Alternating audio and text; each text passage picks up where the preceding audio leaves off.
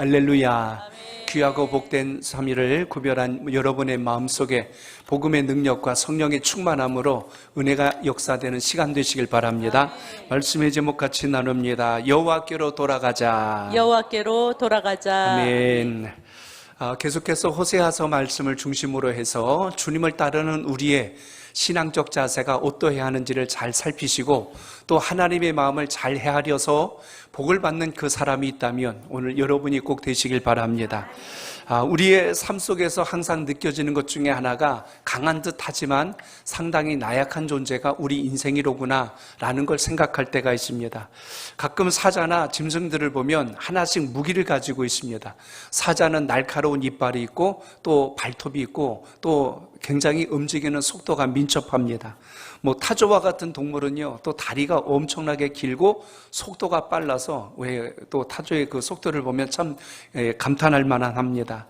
새가 날 수 있는 날개를 가지고 있습니다. 물고기는 바다에서 헤엄잘 치고 있지요. 하나님은 우리에게 지혜를 주셔서 빨리 움직일 수 있고 하늘을 나르게 하시며 또 물속에서 움직일 수 있는 다양한 방법들을 구상하게 했습니다.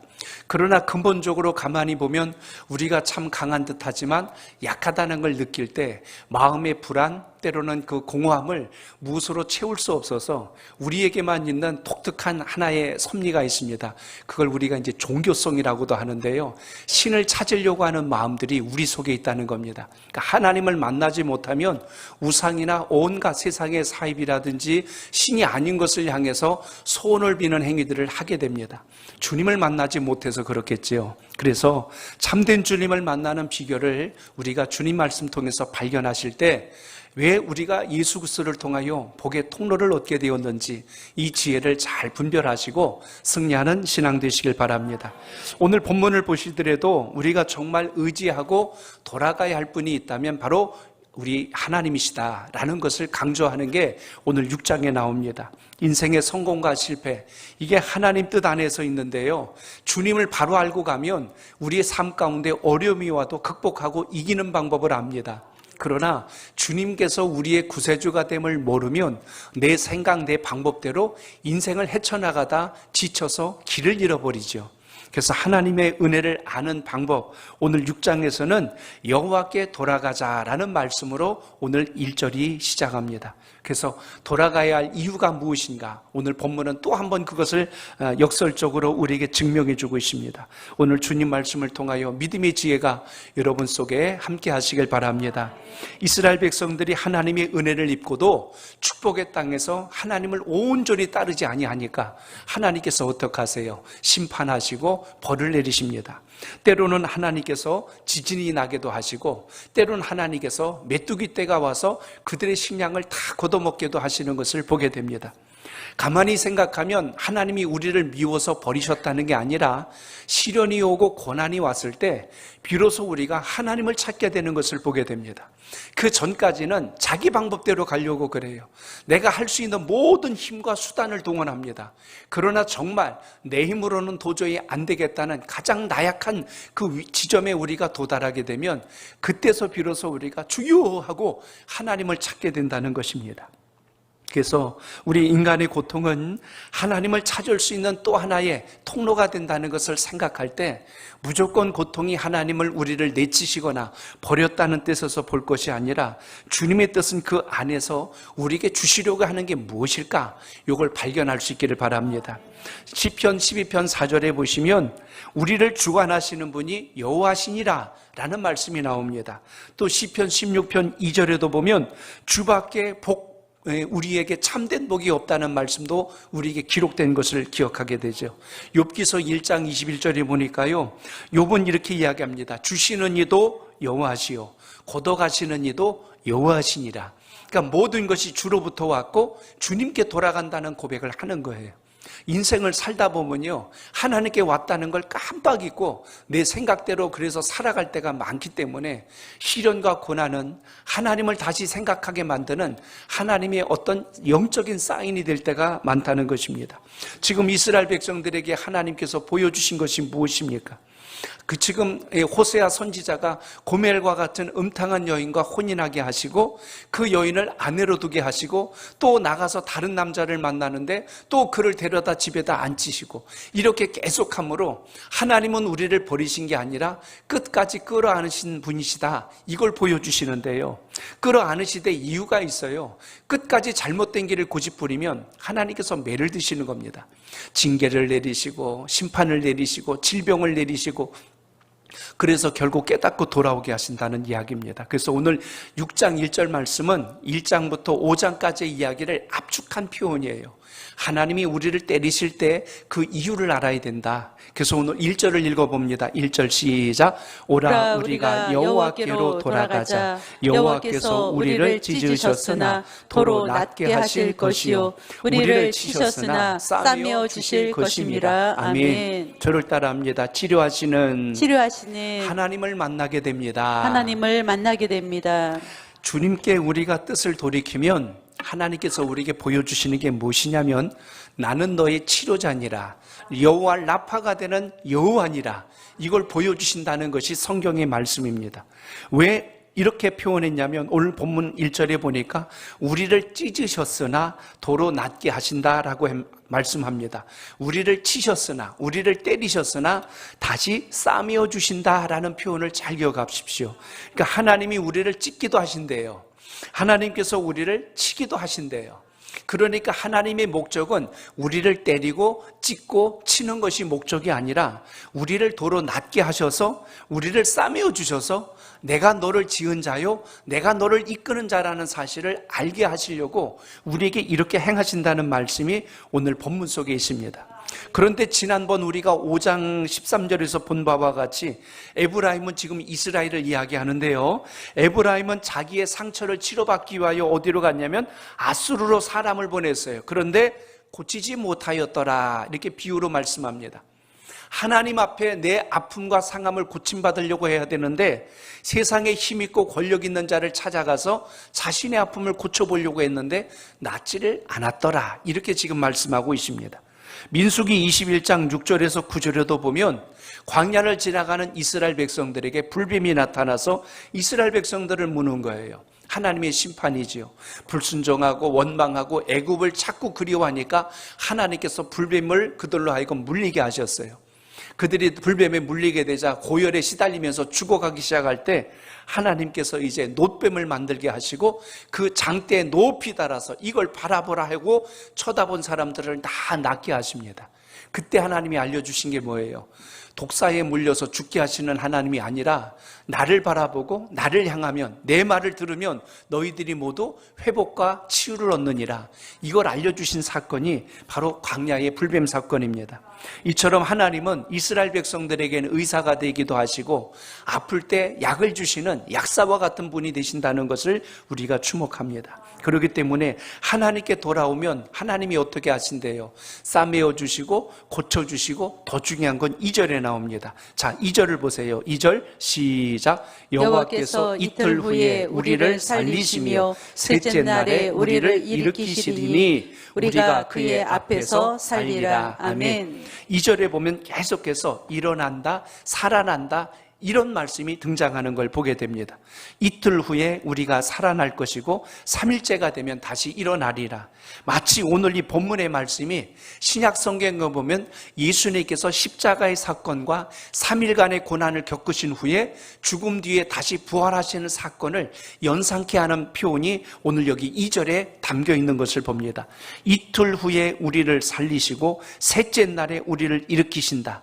여기서 살리시고 일으키신다는 뜻이 이제는 우리는 끝났다, 이제는 더 이상 길이 없다라고 포기하고 절망에 빠져 있을 때 하나님 새롭고 산 길을 열어주셔서 우리에게 구원과 영생과 천국 백성을 만들어주신 것을 잊지 않길 바랍니다. 그래서 주님은 우리를 살리시는 분이시지 우리를 내치거나 우리를 어렵게 하시거나 우리를 가장 낙심하게 만드신 분이 결코 아니란 걸 기억하신다면 인생을 살아가면서 겪는 많은 시련과 아픔이 왔을 때 원망하기 전에 주의 뜻을 물을 수 있는 믿음의 지혜가 있길 축복합니다.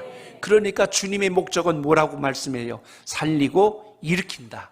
그러므로 주님은 우리를 찢는 분이 아니라 살리시는 분이요 일으키시는 분이라는 사실을 기억하시고 이 말씀이 여러분 마음속에 살아있길 바랍니다. 여기에 더해서 우리 하나님께서는 우리를 낫게 하시고 회복하게 하시는 분일 뿐만 아니라 이 땅에 더 이상 죄악에 물들지 않도록 우리를 지켜주신다고 약속해 주셨어요. 그래서 인생의 벼랑 끝과 같은 절망의 바닥에 떨어졌을 때 낙심하는 자가 되지 말고 오늘 호세아가 주님께 받은 말씀을 전한 것처럼 우리를 살리고 일으키시는 주님 안에 거하시길 바랍니다. 역대하 7장 14절에도 보면 거기 이런 말씀이 나와요. 우리 같이 읽어볼까요? 역대하 7장 14절 제가 읽겠습니다. 내 이름으로 일컫는 내 백성 그들이 악한 길에서 떠나 스스로 낮추고 기도하여 내 얼굴을 찾으면 이렇게 말씀합니다. 한 번 더 읽어드려요. 내 이름으로 일컫는 내 백성이 그들의 악한 길에서 떠나서 스스로 낮추고 기도하여 내 얼굴을 찾으면 그 다음에 이렇게 말씀해요. 내가 하늘에서 듣고 그들의 죄를 사하고 그들의 땅을 고칠지라. 세 가지를 약속합니다. 첫째, 하늘에서 들으시겠대요. 두 번째, 죄를 사해 주시겠대요. 세 번째, 우리를 이 땅에서 고쳐주신답니다. 그러니까 우리가 이 땅에서 어려움 당했다고 낙심하는 자 되거나 하나님을 원망하는 자가 되지 말고 주님을 구하는 은혜가 있길 바랍니다. 하나님께서 징계한 자는 회개하고 돌이킬 때 사는 것이지 그것 가지고 낙심하고 내 인생은 왜 그래 하고 비난한다고 해서 답이 나오지 않는다는 것입니다. 하나님이 원하시는 것은 세 가지 자리예요. 첫째는 회개의 자리요, 둘째는 용서의 자리요, 세 번째는 회복의 자리예요. 한번 따라합니다. 회개의 자리, 용서의 자리, 회복의 자리. 이게 우리가 신앙하는 원리가 요 안에 들어가 있습니다. 우리가 인생의 고단함을 만나고 어려움을 만났을 때 주님 앞에 회개하면 주님은 우리의 허물과 죄를 사해 주시고 우리를 다시 회복시켜 주셔서 온전한 자리로 옮겨 주신다. 이걸 반드시 여러분 신앙의 공식과 같이 기억하시길 바랍니다. 회개와 용서와 회복, 이게 신앙하는 우리의 영적인 자세의 근본이 되어야 한다는 것입니다. 하나님께서 아버지의 심정과 같이 마음의 문을 활짝 열어놓으시고 우리를 기다리시는 거예요. 근데 우리가 끝까지 외면합니다. 자기 고집대로 자기 생각대로 가려고 하니까 하나님께서 그것이 빨리 돌아올 수 있도록 때로는 자극하시기 위하여 매를 들기도 하시고 우리에게 시련을 주시기도 하시고 우리에게 질병을 통해서라도 주님을 바라볼 수 있도록 역사하실 때가 많다는 것입니다. 그렇기 때문에 우리의 상처를 싸매시고 고통을 치료해 주신 분이 주님이라면 오늘 주님께서 주신 은혜를 놓치지 말고 잘 붙들고 가셔서 승리하는 여러분의 신앙이 꼭 되시길 바랍니다. 두 번째로 우리가 알아야 될 게 있어요. 하나님 앞에 돌아오는 걸로 끝나면 안 돼요. 돌아오면 돌아와서 그 다음에 어떻게 할 것이냐예요. 우리가 열심히 돈을 벌면 돈 벌어서 그 다음에 뭐예요? 어떻게 쓸 것이냐가 중요하지 모으고 모은다고 그게 인생에 성공하는 것은 아닙니다. 잘 모았다면 쓸 줄 알아야 되는 것처럼 하나님께 돌아왔다면 그 다음에 우리가 해야 될 일이 있어요. 오늘 말씀을 따라 본다면 하나님의 마음을 알아야 된다는 겁니다. 돌아왔으면 하나님의 마음을 알아야 돼요. 한번 따라합니다. 하나님의 마음을 알아야 합니다. 오늘 예수 그리스도를 믿고 하나님의 마음을 살펴야 할 이유가 그거예요. 내가 아무리 열심히 해도 주님이 기뻐하지 않는 일이면 내 열심이지 주님의 열심이 아니거든요. 아무리 내가 수고해도 하나님이 기뻐하지 않는 일을 한다면 그게 무슨 의미가 있겠어요? 그렇기 때문에 하나님이 기뻐하심을 바라볼 수 있는 안목이 중요한데 살다 보면 우리가 예상하지 못했던 사고나 어려움, 질병, 여러 가지 환경에서 오는 위기를 당했을 때 하나님의 뜻이 무엇일까? 이 뜻과 마음이 연결되어 있는 것인데 그걸 발견하면 고난이 왔다고 해서 우리가 결코 낙심하지 않죠. 주님께서 이걸 이기게 하시려고 이걸 더 뛰어넘게 하시려고 그렇게 하셨구나. 우리 의도라는 걸 알면 오해를 안 하잖아요.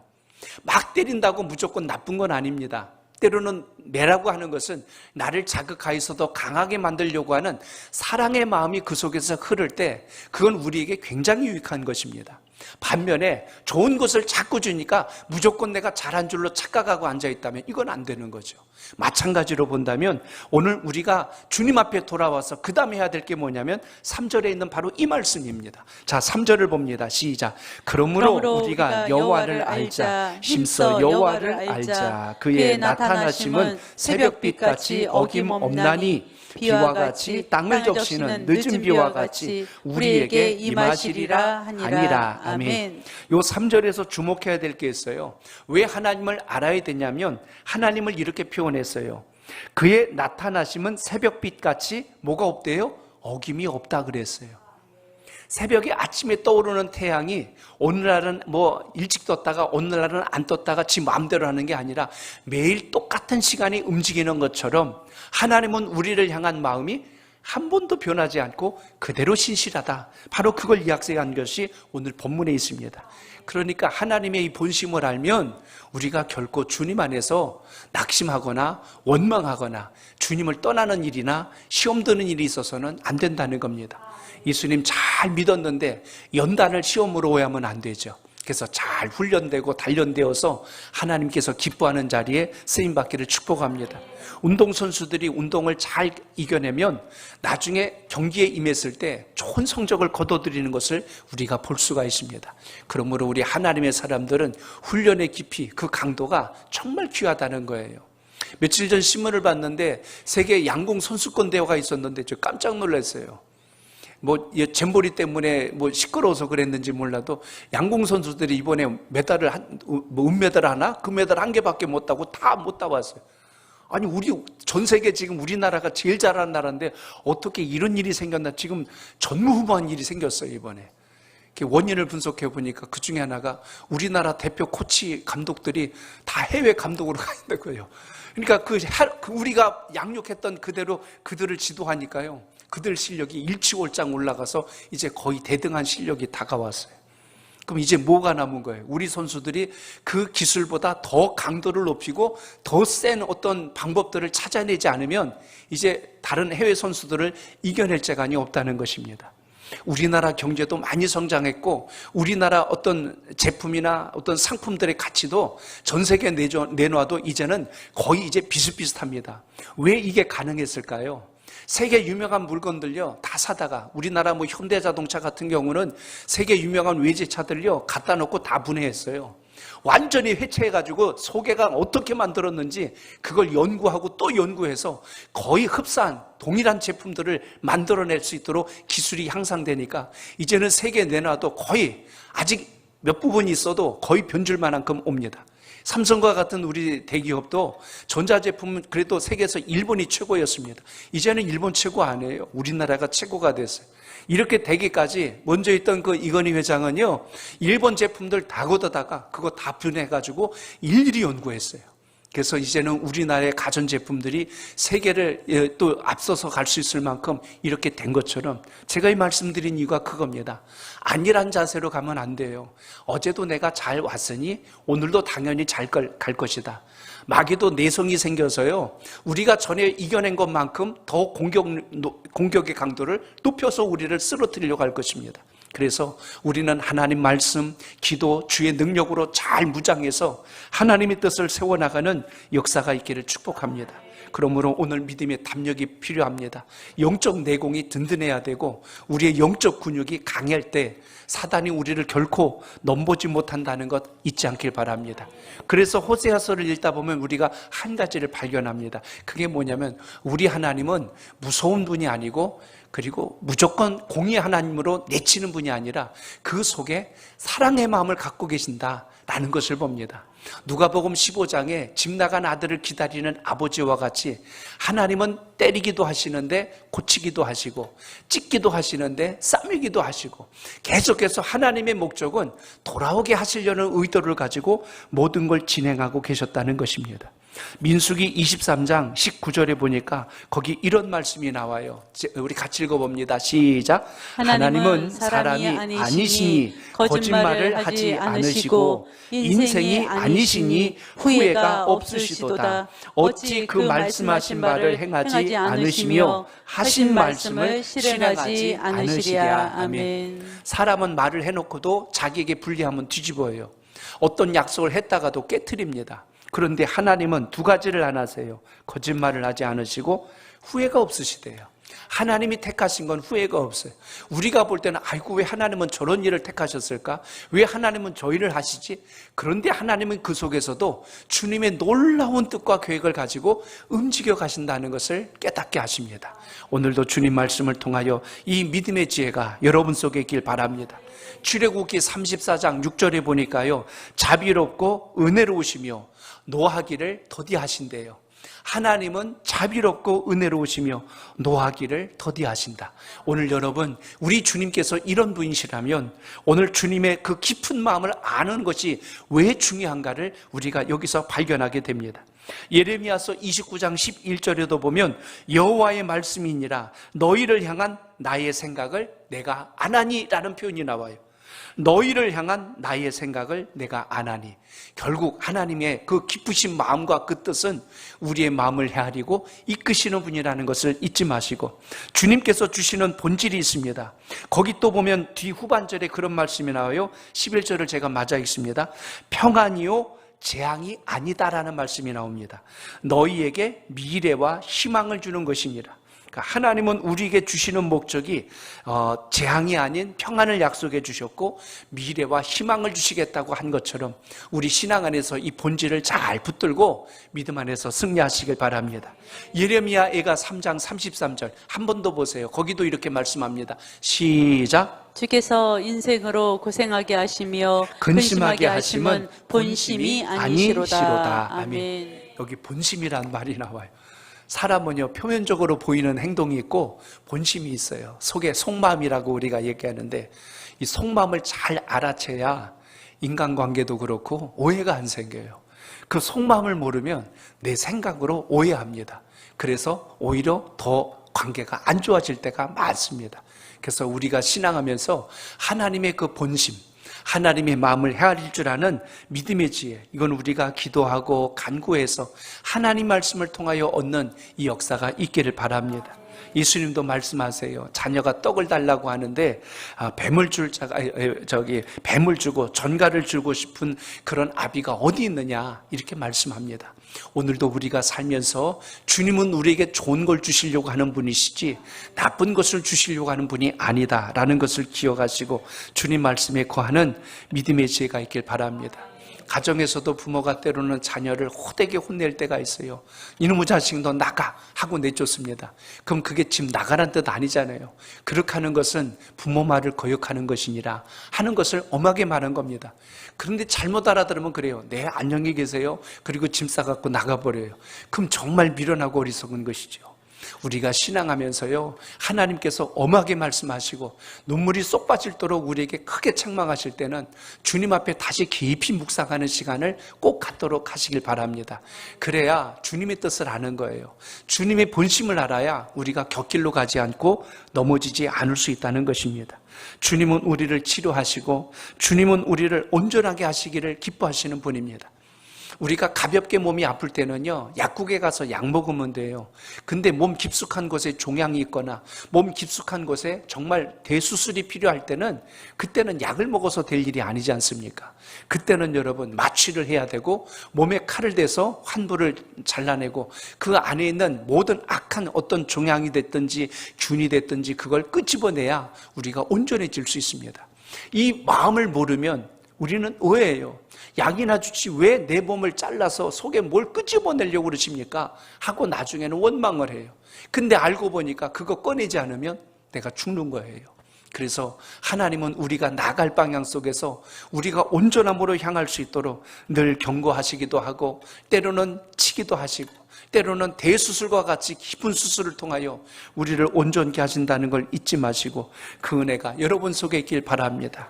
그래서 오늘 6장에 보시면 이스라엘 백성들이 어떻게 어겼는지를 계속 소개한 말씀이 그 다음부터 이어져 나옵니다.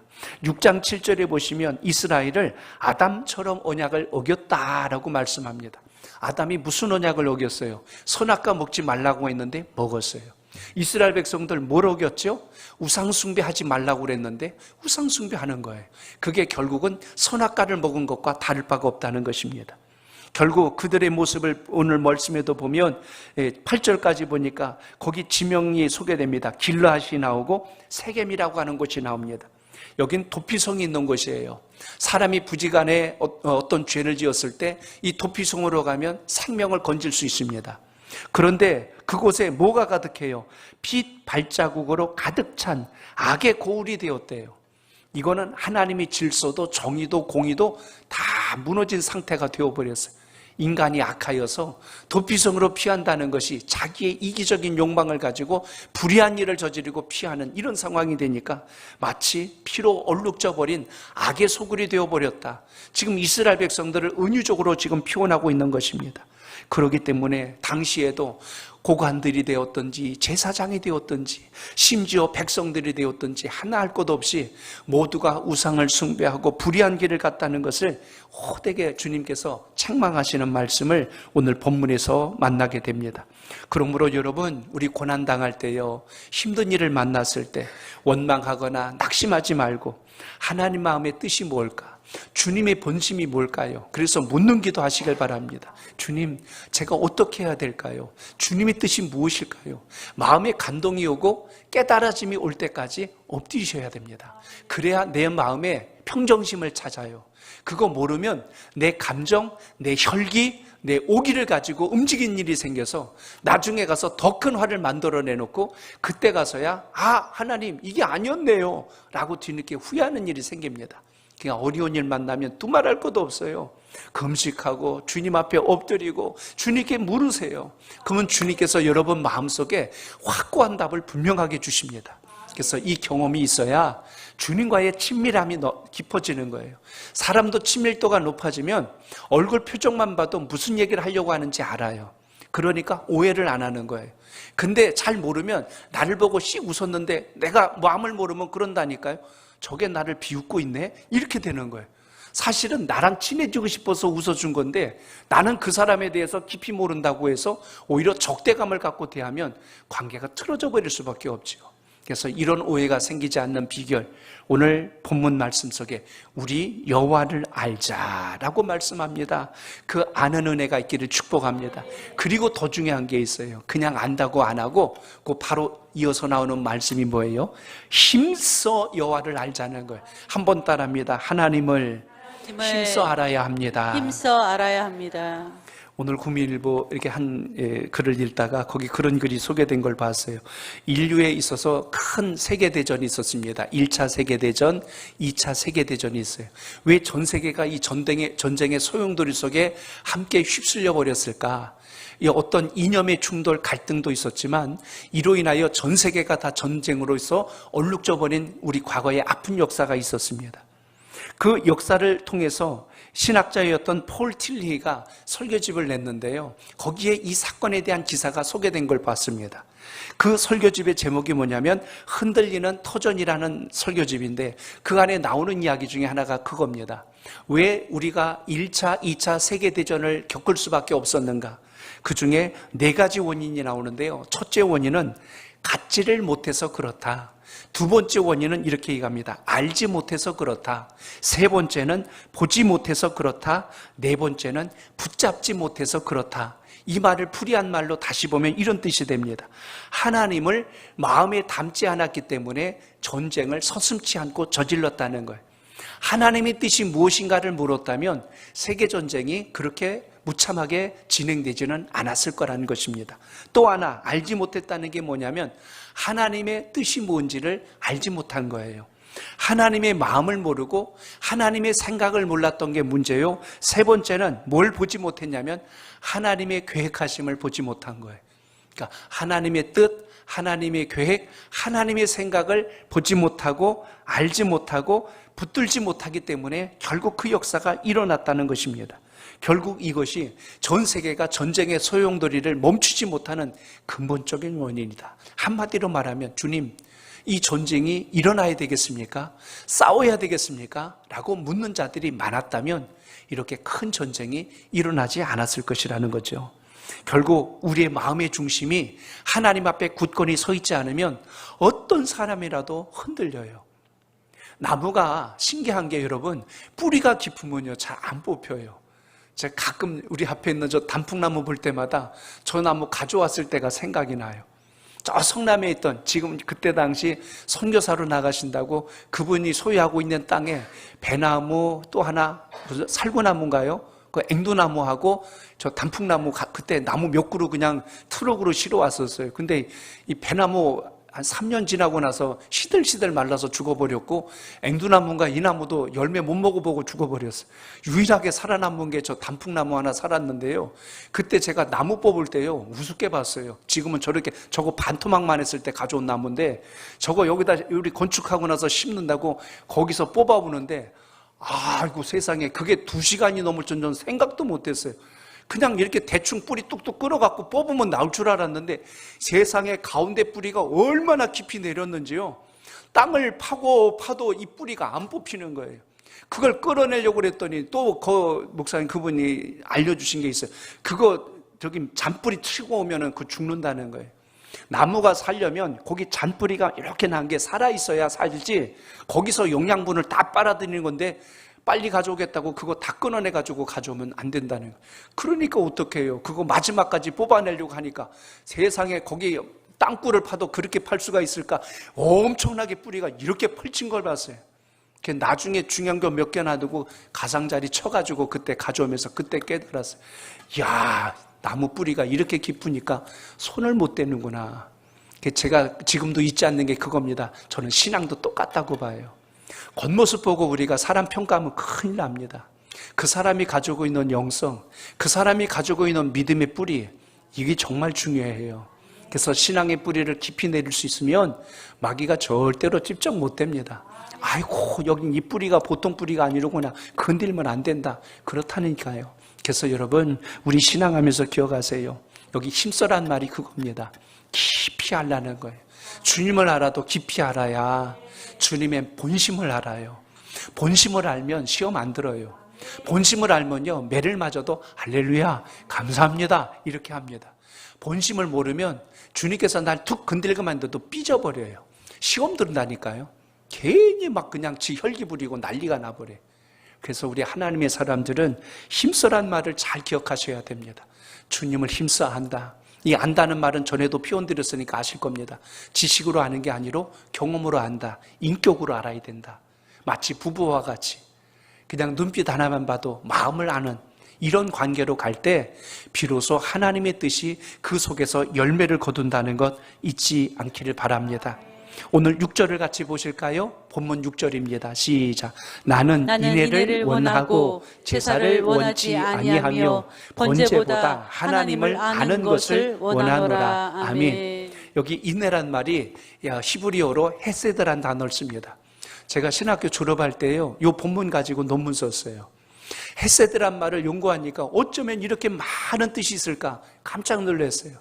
사랑, 그리고 자비, 오래 참음, 긍휼, 이런 뜻을 다 가지고 있는 것이 이 인애라고 하는 단어 하나 속에 다 들어가 있는데, 이 헤세드의 사랑, 하나님이 우리를 사랑하시는데요, 측은히 여기고 불쌍히 여기고 안타깝게 여기고 버리고 내치면 안 되겠다는 그 하나님의 깊은 본심 때문에 때려놓고서도 오히려 하나님이 눈물을 흘리시고, 때려놓고도 하나님이 끌어안으시고, 이게 여러분 하나님의 그 깊은 표현을 한마디로 말하면 헤세드입니다. 인애라는 표현 속에 다 들어가 있어요.